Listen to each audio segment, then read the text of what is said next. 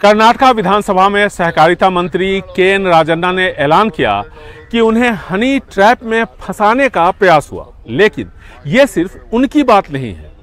उनकी जानकारी के मुताबिक 48 नेता, जिनमें राज्य और राष्ट्रीय स्तर के नेता शामिल हैं, इस साजिश का शिकार हो चुके हैं।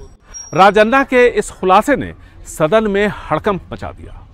उन्होंने आगे कहा कि कर्नाटक अब सीडी और पेन ड्राइव की फैक्ट्री बन गया है, जहां नेताओं को फंसाने की साजिशें रची जा रही हैं।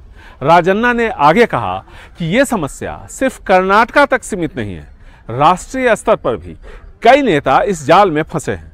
उन्होंने कर्नाटक के गृह मंत्री से अनुरोध किया कि इस मामले की उच्च स्तरीय जांच कराई जाए ताकि सच्चाई सामने आ सके। गृह मंत्री जी परमेश्वर ने कहा कि अगर मंत्री राजन्ना लिखित शिकायत देंगे तो इस मामले की उच्च स्तरीय जांच करवाई जाएगी, दोषियों को बख्शा नहीं जाएगा। बीजेपी और जेडीएस का भी मानना है कि मामला बेहद गंभीर है और सभी ने न्यायिक जांच की मांग की या फिर सीबीआई जांच, ताकि सच्चाई सामने आ सके और दोषियों को सजा मिल सके। लेकिन इसके बाद क्या हुआ? न तो सहकारिता मंत्री राजन्ना ने मामला दर्ज करवाया, न ही गृह मंत्री ने जांच के आदेश दिए। इस मामले में सुओ मोटो मामला दर्ज नहीं हो सकता, क्योंकि मामला विधानसभा में उठा है।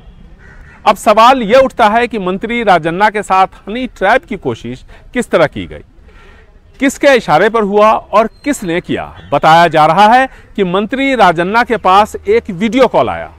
उन्होंने कॉल करने वाली महिला से बात नहीं की, लेकिन उसका वीडियो बना लिया। ऐसे ही एक कॉल का जवाब जब रमेश जरकीहोली ने दिया तो वीडियो वायरल हुआ और रमेश जरकीहोली को इस्तीफा देना पड़ा था। सहकारिता मंत्री राजन्ना को कॉल किसने किया, ये जांच से पता चल सकता है, लेकिन इसके लिए जरूरी है कि राजन्ना मामला दर्ज कराएं, जो अब तक उन्होंने नहीं करवाया। ऐसे में यह कहना मुश्किल है कि किसके निर्देश पर हनी ट्रैप की यह कोशिश की गई और यह कोशिश किसने की और क्यों की।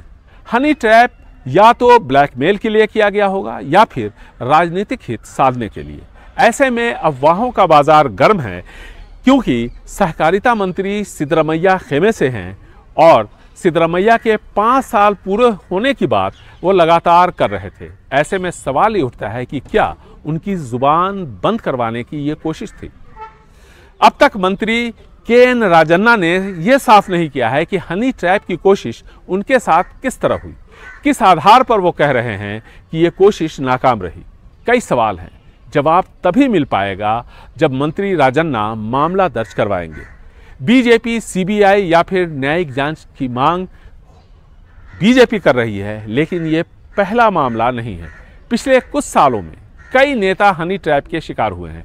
पिछले साल बीजेपी विधायक मुनिरत्ना पर एक महिला ने आरोप लगाया कि उन्होंने 2 पूर्व मुख्यमंत्रियों को हनी ट्रैप में फंसाने की कोशिश की।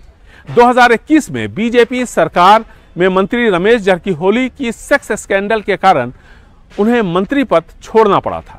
फिर आरोप लगे कि 2023 में मुनिरत्ना पर आरोप लगे कि उन्होंने एक स्टूडियो बनवाकर नेताओं को हनी ट्रैप में फंसाने की साजिश की थी। 2019 में digital media anchor honey trap gang की चर्चा कर्नाटक में जोरों पर थी। जांच में एक ऐसे गैंग का पता चला जिसमें कथित तौर पर न्यूज़ एंकर और अभिनेत्री शामिल थी। चर्चा थी कि आधे दर्जन मौजूदा और पूर्व विधायकों को इस गैंग ने ट्रैप किया, लेकिन किसी ने आधिकारिक तौर पर मुकदमा दर्ज नहीं करवाया। ऐसे में शुरुआती जांच के बाद मामला थम गया।